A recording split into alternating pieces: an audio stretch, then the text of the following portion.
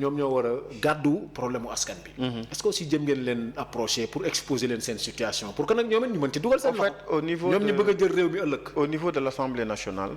am na ci ay députés yoo xamante ni ci banlieue bi lañ dëkk. on leur a fait part de notre situation ku mel ne Ahmed Aïdara. on lui a fait part de notre situation. Moi personnellement je lui ai envoyé des messages de rappel. pour que depuis ministres yi bu ñu fa jaaree. wala yéen ñu fàttali leen engagement bi ku mel ne Khady Dieye di député au niveau de la banlieue.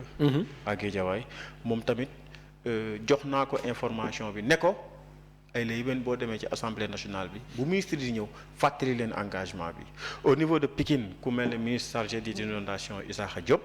c'est un jeune comme nous. qui partage les mêmes préoccupations que nous. lui a fait part de cette situation. ne ko kat ay la yéwén boo demee ci au niveau des conseils des ministres fàttali premier ministre ne engagement yi kat ñoom ñoo ko jëloon. par rapport aux ex-agents. Oui. C'est ça notre démarche. Il y a Pape Sagna Mbaye aussi à Pikine. Mais c'est ça. Voilà. C'est peut-être à travers cette émission là. Oui. Pape Sagna Mbaye. ak yeneen leaders politiques yi nga xam ne ils sont dans la banlieue. Oui. Mën nañ sol seen dàll gisee collectif bi ñu defal leen. La genèse de ces situations-là wax leen l'impact social wax leen les problèmes de tous bords après ñoom ñu sol seen dàll. ngir indi ci solution de façon définitive. D'accord. Vivement pour que. à travers cette émission-là. vraiment solution am par rapport. parce que moi j'ai comme l'impression que li ngeen waroon def yëpp def ngeen ko. tout xam nga lan lañ defagul. oui wàcc ci mbedd mi taal ay. grève de la faim wàcc ci mbedd mi taal ay sitting. waaw. façon yooyu parce que nag il faut que peuple bi comprendre ne gis nga loolu ñi koy def. waaw parce que dañu dem ba amatuñ pexe. tout à fait moo tax ñu koy def c'est-à-dire que même yéen bu ngeen ko defoon suba. que les gens comprennent que. mais c'est légitime. et puis vous avez tout fait. c'est légitime. bind ngeen président mu tontu leen. le président a donné des directives à des gens mais ces gens-là. mais ils sont toujours dans l'appareil gouvernemental. Qu'est-ce qui les empêche de régler. te yàlla def na jógee guñu fi. ñu ngi fi. mais nañ régler situation bi. c'est ça. est-ce que aussi vraiment taxul tamit sénégalais yi di wax li ñuy wax Macky Sall à cause de ça.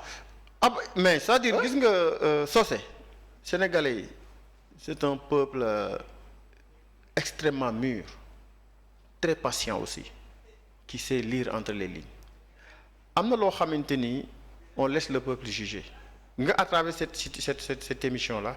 joxe naa ay explications peuple bi dina comprendre ëllëg si biir bu ñu gisee ñi wàcc ci télé bi ñoo ne pourtant yuuxu nañ ko fu ne de. kenn daf leen a dégluwul.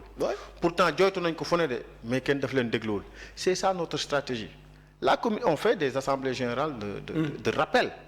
le plus souvent on le tient au niveau de la banlieue. def ngeen ko yaa cela 2 semaines. 2 semaines ñu woo agents yi. fàttali gouvernement bi juste après bi ñu nommé le président le premier ministre lu tax ñun ñu def focus sur le premier ministre parce que. bi ñuy discuter situation bi ci bureau lañ ko doon defee. le premier ministre Amadou Ba. moo nekkoon l'élément central. mais tout à fait il était ministre des finances actuellement il est premier ministre Moustapha Ba bi ñuy discuter situation bi c'était au niveau de leur bureau il était directeur du budget actuellement il est ministre du budget Antoine Diome agent judiciaire de l'État d'antan actuellement il est ministre de l'intérieur mais ñii kan moo leen gën a imprégné ci dossier bi. ñii kan moo leen gën a maîtriser le dossier. mais et puis ñoom ñoo ñu woo. à ce que ñu discuter à l'amiable maanaam ñu waxtaan ba trouver ay solutions. mais discussion 8 ans j'emprunte le mot. discussion 8 ans j'emprunte le mot de Antoine Diome. le ministre de l'Intérieur à chaque fois il disait essayons de construire des solutions par rapport à ce dossier-là mu doon ay baat yu ñu neex. parce que yéen vous avez fait des propositions. mais à tout point de vue. mais ñoom qu'est-ce qu'ils ont mis sur la table. léegi nag li ñu mënul dékku. mooy 9 ans durant ou bien 8 ans durant situation bi tey la gën a metti ndax ku amoon boru location fayoo ko ku amoon say doom ñuy jàng dàq nañ leen des familles se sont disloquées.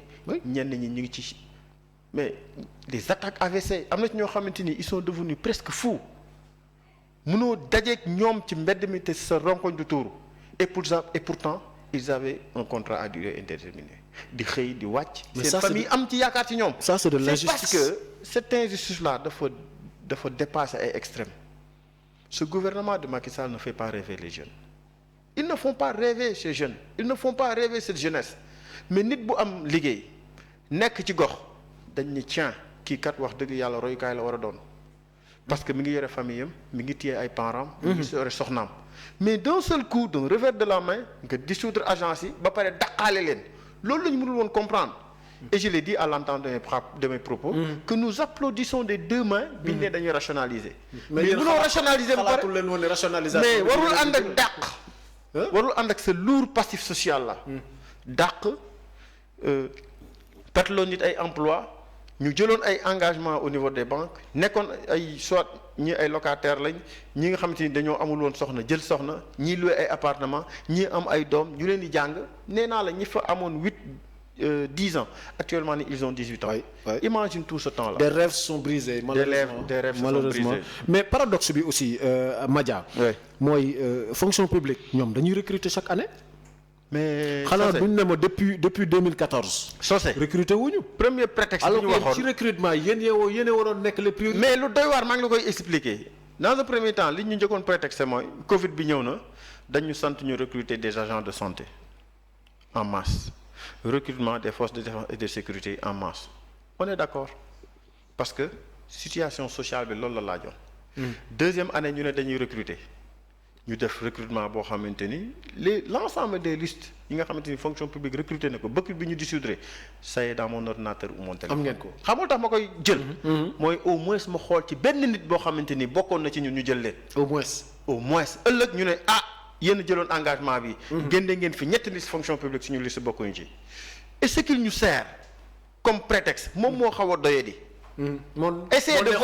Essayez de voir le président de la République. mu defal leen une lettre de recrutement spécial. mais comment et que le président de la République lui-même a instruit Mariama Sarr en tant que ministre de la fonction publique véritablement de trouver des solutions par rapport à ces déflatés là. lan moo ci waroon tegu. liste bi waroon a jiitu moo ñu recruter les 227. au moins problème bi ñu réglé ko une bonne fois jël ñëpp sax léegi nag ñu jël la moitié année bi beneen année bi ñu jël l'autre moitié. léegi nag le fait de ne pas recruter ces déflatés là. dafa indi benn impact social bu terrible. mooy li ma lay wax sànq te dinaa ko fàttaliku il faut que l'État comme que dañuy discuter à l'amiable qu'on essaie de voir comment dédommager ces gens-là pour qu'au moins ñu retrouver benn once de dignité au moins ñu rétablir seen situation sociale. mën a régler seen situation doom mën a régler seen i prêt bancaire mën a régler seen i dund doom mën a régler seen i dund ñoom famille yi nga xam ne ni tas na lañu au moins ñu jëm ko réconcilier mais des mariages se sont effondrés nit ñi tas nañ ñenn ñi à peine boo leen rombee ci mbedd bi da nga leen di yërëm parce que tout simplement ils n'ont plus de quoi se mettre sous la dent. mais affaire bi doy na waar vraiment mbokk yi tey Madia Sène moom lañ fi dalal da ngeen kàddu yu daw yaram yi mu fi yëkkati